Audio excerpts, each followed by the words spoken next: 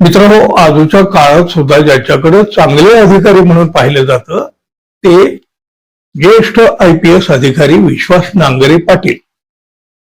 महाराष्ट्रानं कायम या नांगरे पाटलांचा आदर केलेला आहे, सन्मान केलेला आहे.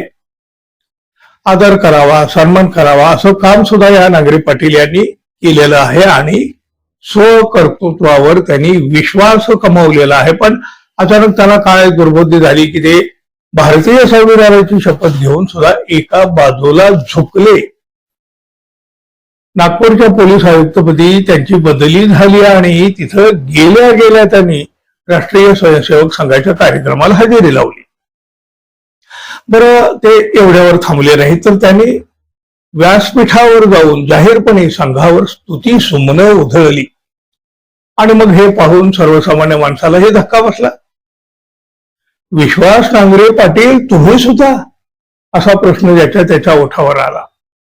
काँग्रेस पक्षानं तर सरकारला 6 प्रश्न विचारलेले आहेत आणि या नांगरे पाटील यांच्यावर कारवाई करण्याची मागणी सुद्धा आधीच केलेली आहे.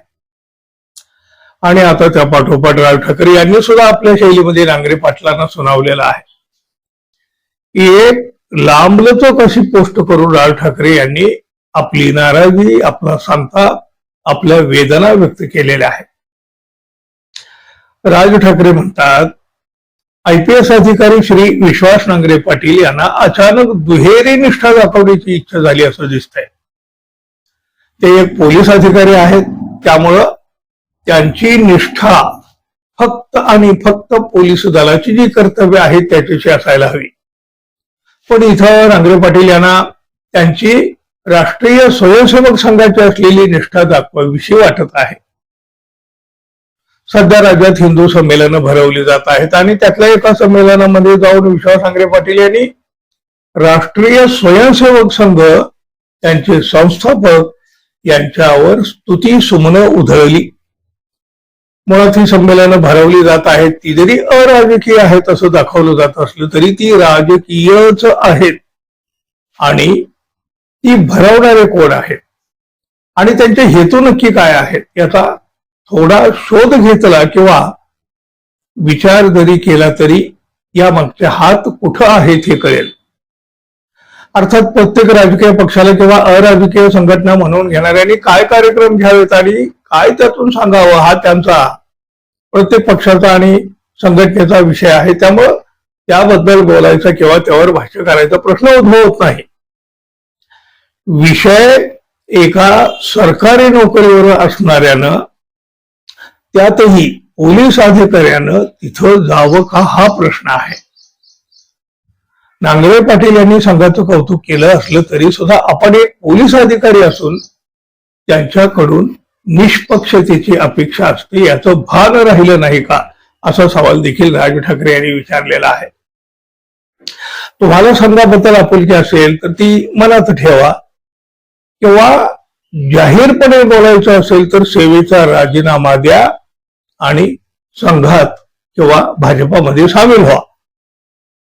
सध्या तसंही गेली अनेक वर्ष मर्जीतल्या अधिकाऱ्यांसाठी पुनर्वसन हमी योजना सुरू आहेत.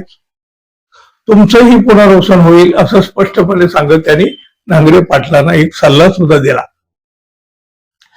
नांगरे पाटील यांच्या वर्दीचा जो खाकी रंग आहे तो पोलीस दलाचा आहे असा आमचा समज होता, मात्र तो रंग संघाच्या आधीच्या खाकीचा आहे हे आत्ताच लक्षात आल्याचं म्हणत त्यांनी आणखी एक टोला लगावला. राज ठाकरे यांनी 2012 मधील एका प्रसंगाची आठवण यावेळी करून दिलेली आहे आणि त्यावरून सत्ताधाऱ्यावर प्रश्नाची सरबत्ती सुद्धा केली आहे.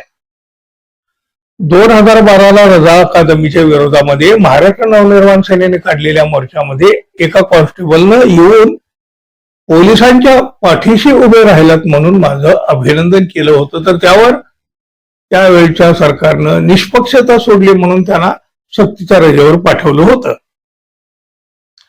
मग हीच भूमिका सरकार नांगरे पाटील यांच्या बाबत घेणार का ही दुहेरी निष्ठा सरकारला चालते किंवा ती दाखवायलाच हवी असं वाटतं, असा प्रश्नही राज ठाकरे यांनी सरकारला विचारलेला आहे.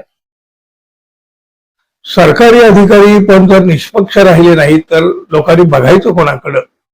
असा एक कळीचा आणि कळकळीचा प्रश्न सुद्धा राज ठाकरे यांनी उपस्थित केला. आणि नांगरे पाटील, तुम्ही एक चांगले कार्यक्षम अधिकारी आहात. तुम्ही जर अशी तुमची सदसद बुद्धी अशी राजकीय पक्ष किंवा संघटनासमोर घाण नका टाकू, असं सुद्धा त्यांनी ठामपणे म्हटलं आहे. बघा, विश्वास नांगरे पाटील हे एक चांगले अधिकारी आहेत, अभ्यासू आहेत.